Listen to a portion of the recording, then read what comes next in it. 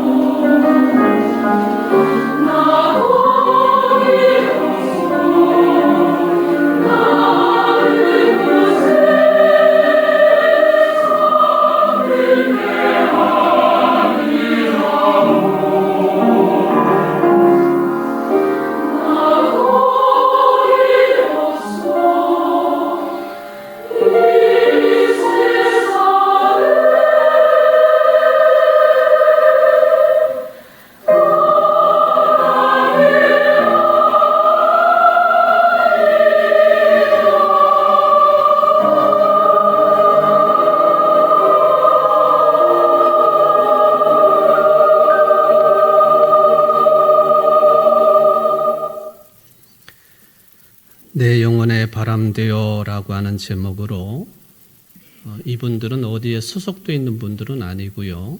SNS 상으로 서로 뜻을 맞추어서 우리가 올해 이 노래를 꼭 들어야 되는 그 해 아닙니까? 내일 모레가 되면은 10년 전에 우리 국민들 온통 슬픔에 빠지게 했던 그 일이 벌어진 지 10년이 되는 해인데 이분들이 자발적으로 모여서 유족들을 위로하고 또 죽은 분들을 위로하는 그런 노래를 이렇게 불렀습니다. 여러분들이 가사 중에 확인을 하셨겠지만 계속 반복이 되고 있는 그런 내용이 있습니다. 그곳에서 울지 마오. 그곳에서 슬퍼하지 말라고. 왜? 나 거기 없어. 나 그곳에 잠든 게 아니라오. 이런 그 내용이 계속 반복이 되고 있습니다. 오늘 제가 본문으로 요한복음 말씀을 봉독해 드렸는데 요한복음은 시대적으로 보면은 90년에서 100년 어간에 기록된 것으로 파악이 되어집니다. 100년쯤, 서기 100년쯤 되었을 때에 당시의 교회는, 당시의 그리스도인들은 어떤 상황에 처해 있었는가를 살펴볼 필요가 있겠습니다. 그 하나는 기독교인들이 유대교의 회당으로부터 쫓겨나기 시작을 했습니다. 처음 그리스도인들은 모두 다가 유대인들이었기 때문에 회당 출입이 자유로웠지만은 이제 성전이 무너지고 유대교가 율법 중심의 종교로 대전환을 일으키면서 기독교인들을 배척하기 시작을 합니다. 그래서 회당에 들어갈 수가 없게 되었습니다. 이게 외부적인 요인이 하나였다고 한다면 내부적인 요인으로는 교회 안에 이상한 가르침들이 횡행하기 시작을 했습니다. 소위 말하면 영지주의 가르침이었습니다. 이 영지주의 가르침은 사람의 생각과 영혼은 깨끗한 것이지만은 사람의 몸과 육체는 더러운 것이다. 고로 예수님이 사람의 몸을 입고 오셨다고 하는 것을 부정합니다. 예수님이 사람의 몸을 입고 왔다고 하는 것을 부정하니까 따라서 부활도 이상한 해석을 내릴 수밖에 없었습니다. 이 두 가지 내용이 서기 100년쯤에 그리스도인들 그리고 교회 공동체를 아주 힘들게 했던 그런 내외부의 요인이 되겠습니다. 여러분, 당시에 회당에서 쫓겨났다고 하는 것은요, 그리스도인들의 생존에 관한 문제입니다. 또 당시의 교회 안에 영지주의가 횡행했다라고 하는 것은 교회는 뭐냐? 교회는 무엇하는 것이냐? 예수 믿는 사람들은 어떤 존재이냐? 무엇을 하고 사는 존재들인가 하는 그런 근본적인 질문을 던져주는 그런 내용들이었습니다. 예수님께서 십자가에 처형당하시고 부활하셔서 이제 60년 정도의 세월이 흐른 즈음이었었고 또 초대교회에 출중한 지도자들이었던 예수님의 동생인 야고보 그리고 베드로 사도 그리고 이방인의 사도인 바울도 죽은 지 30년 정도가 흐른 그때였습니다. 그때는 교회가 계속 진행될 것인지 살아남을 것인지 사라질 것인지 아니면 유대교의 아류로 남을 것인지 아니면 교회가 이것저것을 다 이런저런 가르침들을 다 흡입을 해가지고 싱크레티즘, 혼합주의 종교로 겨우 살아남을 것인지 절대절명의 운명에 놓여 있었던 시절이었습니다. 그러니까 교회 지도자들도 근심 걱정이 많을 수밖에 없었고 그리스도인들도 마찬가지입니다. 이런 상황 속에서 주어진 여러분들이 잘 알고 계시는 유명한 말씀이 있어요. 요한복음 14장 1절 말씀입니다. 너희는 마음에 근심하지 말라. 하나님을 믿으니 또 나를 믿으라. 근심, 걱정, 염려로 단 하루도 편하게 지낼 수가 없었던 당시의 교회 지도자들에게 교회에게 그리고 그리스도인들에게 너희는 마음에 근심하지 말라. 하나님을 믿으니 또 나를 믿으라 하고 예수님께서 말씀하셨습니다. 그런 차원에서 보면은 요한복음 복음서 전체적으로 이런 근심, 걱정, 염려에 대한 뚜렷한 근거를 제시해주고 있는 하나님의 살아있는 말씀이고 복음의 내용이라고 정리가 되어집니다. 근심, 걱정, 염려 하지 않고 지낼 수 있는 뚜렷한 근거가 뭐냐? 그거를 한마디로 압축을 해서 표현을 한다면 예수 그리스도 안에 있는 생명이라는 말씀이에요. 예수 그리스도 안에 있는 생명. 말하자면은 우리 그리스도인들은, 아니 오늘 예배를 드리고 있는 여러분 모두는 예수 그리스도 안에서 살아있는 존재들이다, 그런 말씀입니다. 이 복음의 말씀을 전적으로 의지하는 여러분들 되시기를 바랍니다. 세상은 죽음의 세상이지만요, 예수 그리스도 안에서 우리는 살아있는 존재들이다. 이게 우리의 모든 염려, 근심, 걱정을 물리칠 수 있는 유일한 근거요, 또한 바탕이 되고 있다라는 그 말씀이죠. 그런 차원에서 오늘 본문 19절 말씀을 다시 한번 읽어 드릴 테니까 잘 받아들이시기를 바랍니다. 조금 있으면 세상은 다시 나를 보지 못할 것이로되 너희는 나를 보리니 이는 내가 살아있고 너희도 살아있겠음이라. 이 내용을 새번역 성경은 이렇게 번역을 했습니다. 조금 있으면 세상이 나를 보지 못할 것이다. 그러나 너희는 나를 보게 될 것이다. 그것은 내가 살아있고 너희도 살아있을 것이기 때문이다. 공동 번역은요, 이제 조금만 지나면 세상은 나를 보지 못하게 되겠지만 내가 살아있고 너희도 살아있을 터이니 너희는 나를 보게 될 것이다. 메시지 성경은 이렇게 번역했습니다.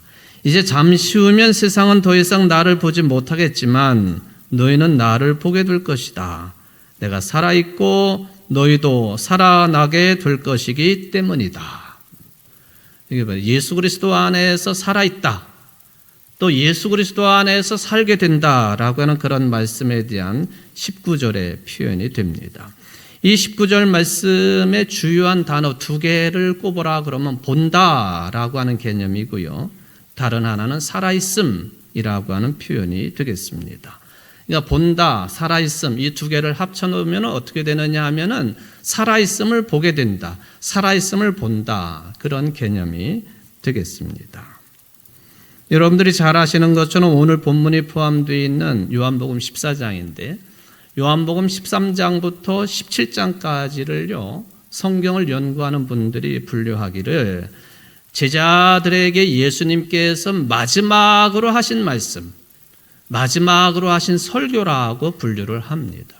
요한복음에 따르면 이 말씀을 하시고 예수님께서는 체포당하시고 십자가상에서 죽으시고 무덤에 묻히신 것으로 기록이 이어지게 됩니다. 예수님은 이제 세상을 떠난 분이시니까 세상은 더 이상 그를 볼 수 없다고 말을 합니다. 세상은 더 이상 예수님을 볼 수 없다. 그런데 예수를 그리스도로 믿는 제자들은 세상은 보지 못하지만 예수님을 볼 것이라고 말씀하십니다. 이게 근본적인 차이지요.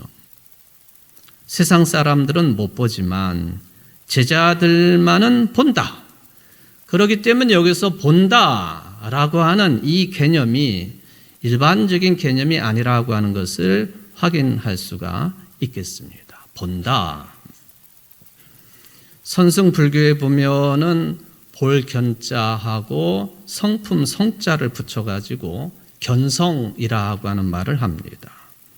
말하자면은 일종의 큰 깨달음을 일컫는 표현인데 뭘 봐야 되느냐? 만물의 궁극적인 실체를 본다. 그런 뜻이에요. 견성이라고 하는 말이. 강원도 오대산에 가면은 큰 절 월정사가 있습니다. 근데 그 월정사가 큰 절인데 그 앞을 지나쳐가지고 한 8km 정도를 비포장 도로로 더 올라가다 보면은 조그만 절이 있어요. 상원사라고 하는 절이 있습니다. 이 상원사는 우리나라 처음으로 만들어진 동종, 범종이 있는 절로 유명하지요. 범종의 제일 유명한 종은 저 경주에 있는 그 성덕대왕 범종이죠. 그 종은 굉장히 세계적으로 유명한데 이 종보다도 수십 년 앞서서 만들어진 725년도에 만들어진 종입니다. 그런데 뭐 그 종 이야기를 하는 게 아니고 그 절을 들어가다 보면 입구에 특이한 그 장치물이 있는 것을 볼 수가 있습니다. 보통 거울 그러면은 이렇게 세워놓고 사람의 얼굴을 보든지 신체를 보든지 하는 게 아닙니까? 그런데 여기 절 입구의 거울은 놓여져 있어요. 그래서 이렇게 들여다봐야만이 볼 수 있습니다. 사진을 보시면 제가 사진을 잘못 찍었는데 하여튼 저런 대우에 거울이 이렇게 번쩍번쩍 보이잖아요. 거울이 저렇게 놓여 있어요. 근데 거기에 쓰여져 있는 글이 네 먹고 나는 누구인가? Who am I? 한자어로 아시수. 나는 누구인가? 아시수라고 하는 영화도 있더라고요. 성룡이 주연하는 코미디 영화인데 하여튼 아시수, Who am I? 나는 누구인가? 그래서 거울을 이렇게 들여다보면 그게 내 얼굴도 비치지만은 천정에 그려져 있는 그림이 떡하니 보이게 돼 있어요. 그 그림이 뭐냐? 부처의 얼굴, 부처의 그림이 거울에 비치게 돼 있어서 그 거울을 바라봅니다. 말하자면은 불교의 일종의 교리이죠. 견성성불해라. 궁극적인 것을 바라봄으로 인하여서 성불해라, 부처가 되라 하는 그런 뜻이 여기는 담겨 있는 것 같아요. 어쨌든 마음을 닫고 수양을 통해 가지고 또 이렇게 어지러운 마음을 벗겨내면은 본래 깨끗한 마음이 드러나게 되는 것이고 바로 그 자리에 부처와 같은 깨달음을 이룰 수 있다. 곧 부처가 될 수 있다. 견성성불이라 그런 이야기죠. 그런데 누구나가 다 아니면은 모든 인간들은 그런 자리에 들어갈 수 없다는 게 우리 기독교의 가르침이에요. 누구나가 다 깨달으면 부처가 될 수 있다? 우리는 그렇게 말하지 않아요. 누구나 다 죄인이다. 그렇게 시작을 합니다. 누구나 다 그런 깨달음에 들어가지 못하는 것이 문제라고 하는 것이죠. 예수님 당시에도 어떤 사람들은 예수님의 말씀을 듣고 하나님의 임재를 받아들인 사람들도 있었지만은 어떤 사람들은 예수님이 말씀을 아무리 해도 도대체가 어려워서 무슨 말인지 모르겠다 하고 예수님을 거부를 합니다. 예수님을 거부한다고 하는 것은 곧 하나님을 거부하는 꼴이 아니겠습니까? 물론 예수님의 말씀 자체가 어렵기는 합니다. 저도 예수님의 말씀을 늘 읽지만은 이게 무슨 말씀인가, 무슨 뜻인가 어려울 때가 자주 있기 때문에 어려운 것은 사실입니다. 그러나 제가 말씀드리고 싶은 것은 세상 사람들이 궁극적인 관심사를 가지고 살고 있지 않기 때문에 너무 세속적이고 너무 현세적이고 물질 중심적이고 그런 데만 관심이 있기 때문에 궁극적인 것에 대한 관심을 말씀하고 있는 예수님의 말씀이 도무지 어려운 거예요. 들어오질 않아요. 무슨 말인지 모르겠다고 하는 거예요. 말하자면 사람의 관심사가 어디에 있느냐에 따라서 예수님의 말씀이 복음이 될 수도 있고 부활이 될 수도 있고 안 될 수도 있고 그렇다고 하는 것을 생각을 해보게 됩니다. 오늘 본문에서도 보면은 세상은 보지 못하겠지만 너희들은 나를 보리라 하고 말씀하십니다. 이 말은 예수님의 무엇을 보겠다는 말이냐 하면은 부활하신 예수님을 너희들이 보겠다라는 그 말씀입니다. 예수님이 공생의 3년을 지나실 때에는 세상 사람 누구라도 예수님을 다 볼 수가 있었습니다. 그런데 부활의 주님은 누구나 알아볼 수 있는 분이 아니라고 하는 거예요. 부활주일도 지난주일도 제가 고린도전서 13장 말씀을 통해서 그 말씀이 어떤 뜻인지에 대해 설명을 해드렸습니다. 부활을 목격한 사람들의 명단이죠. 게바가 나오고 12제자, 500의 형제, 야고보, 모든 사도들, 그리고 마지막에 바울에게도 예수님이 보이셨다는 거예요. 신약성경 그 어디를 봐도 교회 공동체에 속하지 않은 사람이 부활하신 예수님을 봤다고 하는 얘기는 한 군데도 없어요. 즉 믿음의 눈이 영안이 열려지지 않는 사람들에게는 부활의 주님이 보이지 않는다는 그 뜻이죠. 여러분들 부활의 주님 만나셨나요? 부활의 주님이 보이시나요? 속으로 그러시는 것 같아요. 너는 봤냐? 믿음의 눈이라고 하는 것이죠. 이 표현을 교회 바깥의 사람들은 별로 중요하게 여기지 않습니다. 그리고는 기독교인들 너희들만 가지고 있는 주관적인 태도, 생각이라고 치부를 해버립니다. 좀 전에 말씀을 드렸던 불교의 견성, 성불이라고 하는 용어도 마찬가지입니다. 오늘 본문에 보면은 예수님의 십자가 천형 뒤에 세상은 예수님을 보지 못하겠지만 제자들은 보게 될 것이라고 하는 이 표현을 여러분들 좀 소중하게 받아들였으면 좋겠습니다. 거기에 제자들 범주에 저도 들어가고 여러분들도 들어가게 된다. 그 말씀이기 때문에 그렇습니다. 이집트를 갔다 와서 이집트 얘기를 가끔 드립니다. 이집트가 kop틱 종교 아닙니까? 기독교 중에서도 예수님의 신성만을 강조하는 그러한 종교적인 흐름을 가지고 있죠. 옛날 사람들이 글을 잘 모르니까 교회당 전체에다가 그림을 그려가지고 예수님이 누구신지 어떤 분이신지를 알려주고 있지 않습니까? 근데 kop틱교의 이콘의 특징이 있어요. 한번 여러분들 이콘 그림을 한번 보시고는 어떤 특징이 있나 한번 확인을 좀 해보셨으면 좋겠습니다. 얼굴을 주로 보시기를 바랍니다. 이목구비, 또 이목구비. 어떤 특징이 있나요?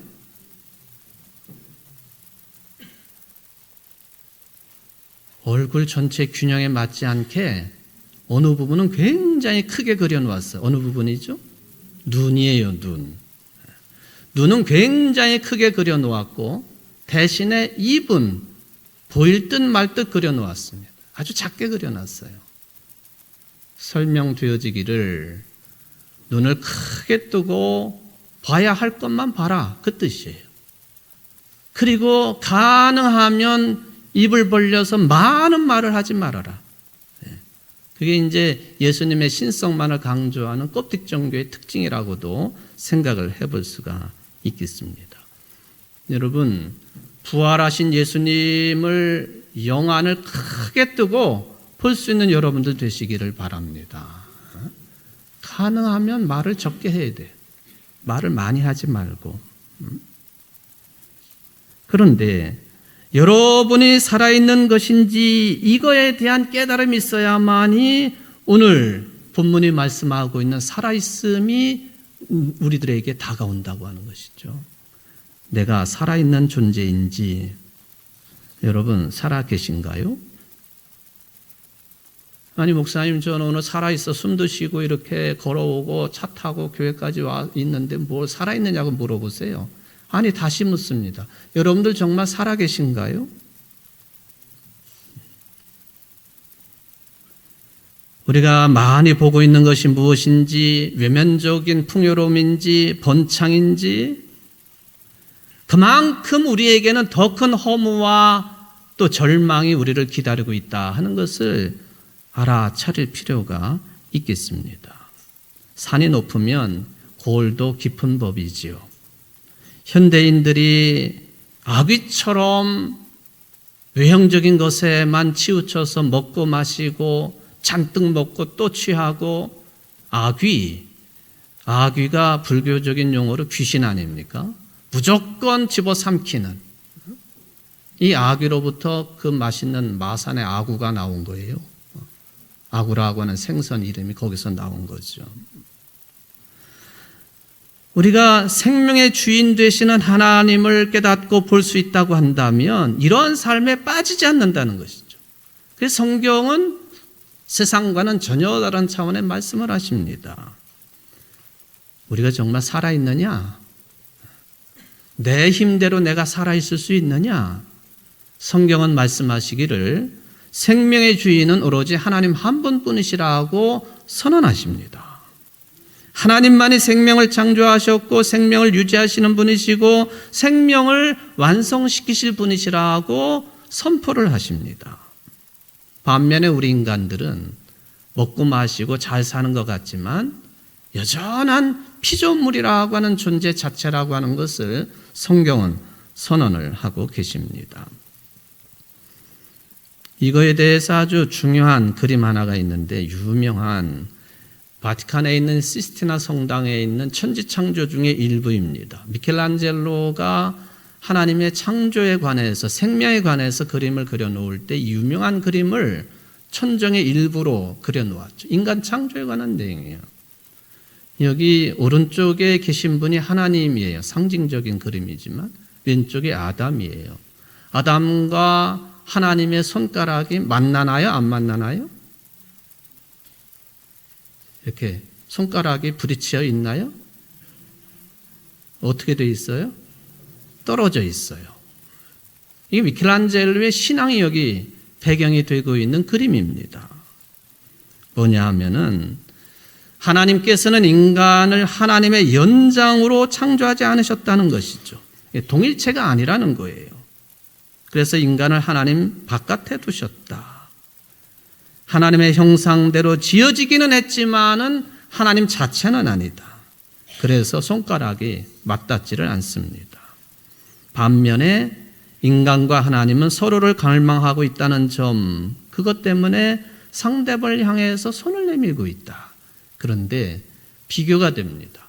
하나님의 손은 힘있게 인간을 향해 뻗어 있지만 인간 아담은 겨우 손가락을 이렇게 겨우 들어가지고 하나님을 향해 가리키고 있는 그 장면, 요한일서 4장 10절에 있는 말씀처럼 사랑은 여기 있으니 우리가 하나님을 사랑한 것이 아니요 하나님이 우리를 사랑하사, 우리가 하나님을 먼저 사랑한 것이 아니라 하나님께서 우리를 먼저 사랑하셨다. 그 장면을 미켈란젤로는 이 그림을 통해서 우리에게 보여주고 있다는 거예요. 피조물인 인간, 죄 때문에 하나님과 관계가 무너졌기 때문에 스스로는 생명을 취할 길이 없다. 이게 성경의 가르침입니다. 견성불성, 그거는 불교에서 하는 말이고, 스스로는 아무리 깨달아도 수양을 쌓아도 하나님 품으로 돌아갈 수 없다. 그 뜻입니다. 바울은 로마서 3장 20절에서 그러므로 율법의 행위로는 하나님 앞에서 의롭다고 인정받을 사람이 아무도 없습니다. 율법으로는 죄를 인식할 뿐입니다. 율법의 행위로도 아무리 세상에서 윤리도덕적으로 산다 할지라도 그것으로 하나님 앞에서 의롭다고 인정받을 수가 없다 했습니다. 세상 사람들은 이런 소리를 들으면 그건 기독교에서 하는 말이지. 21세기가 어떤 세상인데 AI가 모든 것을 해결해 주고 있고, 유대인 출신 유발 하라리는 21세기의 인간은 호모데우스라, 신적인 존재라, 신이 되는 인간이다. 전쟁도 이겨냈고 전염병도 이겨냈고 기아도 이겨냈으니 이제는 영생불사하는 신적인 존재가 된 인간이라고 하는 주장을 하지 않습니까? 천만에요. 성경은 철저하게 창조주이신 하나님 안에 있을 때만 피조물인 우리들이 생명을 얻을 수 있다고 말씀을 하십니다. 오늘 본문 19절에 보면은 내가 살아있고 너희도 살아있다, 그 말씀을 하시고, 그 살아있다고 하는 것이 뭔지를, 어떻게 살아있을 수 있는지를 20절에서 이렇게 말씀하십니다. 그날에는 내가 아버지 안에 너희가 내 안에 내가 너희 안에 있는 것을 너희가 알리라. 그 날에는 내가 아버지 안에 너희가 내 안에 내가 너희 안에 있는 것을 너희가 알리라. 안에라고 하는 이 전치사가 반복이 됩니다. 아버지 안에 내 안에 너희 안에 있는 것을 너희가 알리라. 마치 삼위일체 개념처럼 읽혀질 수 있는 내용이지요. 따라서 이제 제자들은 예수 그리스도를 통해서 하나님 안에 들어간 사람들이에요. 제자들이라고 해서 2000년 전 먼 옛날 얘기가 아니에요. 따라서 예수를 그리스도 믿는 여러분들은 하나님 안에 있는 존재들이다, 그 말씀이에요. 초기 교회가 예수님을 그래서 임마누엘이라고 신앙 고백하지 않습니까? 요한복음 15장의 포도나무와 가지 비유가 바로 그런 의미를 가지고 있습니다. 나는 포도나무요, 너희는 가지이다. 사람이 내 안에 머물러 있고 내가 그 안에 머물러 있으면 그는 많은 열매를 맺는다, 그 말씀이죠. 우리가 예수님 안에, 예수님이 내 안에 계시면 많은 열매를 맺는다. 더 나아가서 오늘 말씀은 우리가 예수님 안에 있게 되면 우리는 하나님 안에 있게 되는 것이다, 그 말씀으로 말씀을 전개하고 계십니다. 그렇다면 도대체가 하나님과 예수 그리스도와 제자들, 우리 믿는 사람들 사이 이 세 단위를 연결하는 고리가 있을 터인데 그 고리가 뭐냐? 그게 예수님의 부활이라는 거예요.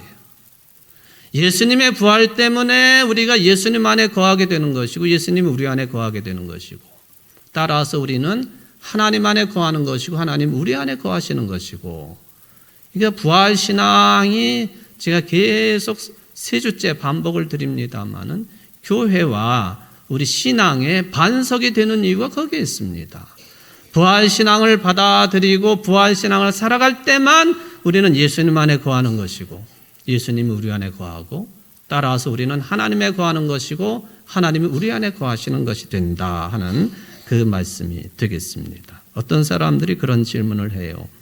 예수님이 부활해가지고 승천하셨는데 하나님 보좌 우편에 앉아 계시다고 하시는데 그럼 거기서 무엇하고 계시냐고. 우리는 그냥 흔히 중보기도를 하고 계신다고, 우리를 지켜보신다고, 우리와 함께 하신다고. 여러분, 그 교회 안에 들어온 이상한 그 이론들 가운데 이신론이라고 하는 말이 있습니다. 사람이 이성적인 판단으로만 받을 것을 받아들이고 아닌 것은 내버리는 이신론이거든요. 그러니까 하나님의 창조를 이야기할 때도 하나님이 창조만 해 놓으셨지 그 뒤에는 그냥 모든 것이 자연의 법칙에 의해서 자연스럽게 굴러가게 되어 있다. 하나님은 아무것도 관여하지 않고 또 관여할 필요도 느끼지 않는데, 이게 바로 이신론이에요. 예수님도 그렇게 보는 거죠. 부활 승천하셔서 지금 뭐 하고 계시는가? 하나님을 이신론으로 본 것처럼 예수님은 부활 승천하셔서 그냥 하나님 보좌 우편에 앉아 계실 뿐이야. 우리들의 일에는 아무 관계를 하지 않는 분이야. 아니, 오늘 성경에 보면요, 또 다른 보혜사 성령께서 오셔서 예수님에 대해서 말씀하시고 기억나게 하시고 그리고 예수님의 제자로 살게 하신다 하는 것이 오늘 14장에 나오고 있는 중요한 내용이 아니겠습니까? 예수님은 그냥 가만히 계신 분이 아니시다 하는 그 말씀을 생각해 볼 수가 있겠습니다. 바로 이런 관계성 속에서 예수님이 사시고 또 우리들도 사는 것이다 하는 것이 이 제자들에게 마지막으로 하신 예수님의 고별 설교라고 하는 것이죠. 사나 죽으나 살아있는 것이다. 육신적인 죽음을 죽어도 살아있는 것이다. 이게 종말론적인 그런 신앙관이 되겠습니다마는 오늘 21절에 보니까 이렇게 예수님과 하나 되고 예수님이 내 안에 계시고 내가 예수님 안에 계실 수 있는 그 길이 뭐냐? 나의 계명을 지키는 자라야 나를 사랑하는 자니 나를 사랑하는 자는 내 아버지께 사랑을 받을 것이요 나도 그를 사랑하여 그에게 나를 나타내리라. 아까 제가 잘못 읽었어요. 그에게 그를 나타내리라 그렇게 읽었는데 그에게 나를 나타내리라. 예수님의 복음의 말씀에 거하는 자들에게 예수님이 나타나신다고 하는, 부활하신 예수님이 보여주신다고 하는 그 말씀입니다. 그래서 예수님도 사시고 예수 안에 있는 자들도 부활신앙으로 살게 될 것이다. 오늘 본문 말씀이 그런 중요한 의미를 우리에게 가르쳐 주고 있습니다. 여러분, 다시 묻습니다. 여러분 진정으로 살아있는 존재인가요? 세상의 것에만 취해 있는 자들은 살아있다고 말하지 않습니다. 예수 그리스도 안에 거해야 되고 주님이 우리 안에 거할 때만 살아있는 존재입니다. 어떤 신앙이 매개가 됩니까? 부활신앙입니다. 예수님이 부활하셔서 믿는 자들에게만 보이심으로 우리로 하여금 예수님 안에 거하게 하고 예수님 우리 안에 거하십니다. 따라서 하나님 안에 거하게 되고 하나님이 우리 안에 거하게 된다 하는 것이죠. 이렇게 엮인 자들이 해야 할 일, 계명을 지키는 일입니다. 말씀을 따르는 일입니다. 복음대로 살아가는 것이죠. 요한복음 15장 5절에서 8절 말씀을 다시 확인시켜 드리고 말씀을 마치겠습니다. 나는 포도나무요 너희는 가지이다. 사람이 내 안에 머물러 있고 내가 그 안에 머물러 있으면 그는 많은 열매를 맺는다. 너희는 나를 떠나서는 아무것도 할 수 없다. 사람이 내 안에 머물러 있지 아니하면 그는 쓸모없는 가지처럼 버림을 받아서 말라버린다. 사람들이 그것을 모아다가 불에 던져서 태워버린다. 너희가 내 안에 머물러 있고 내 말이 너희 안에 머물러 있으면 너희가 무엇을 구하든지 다 그대로 이루어질 것이다.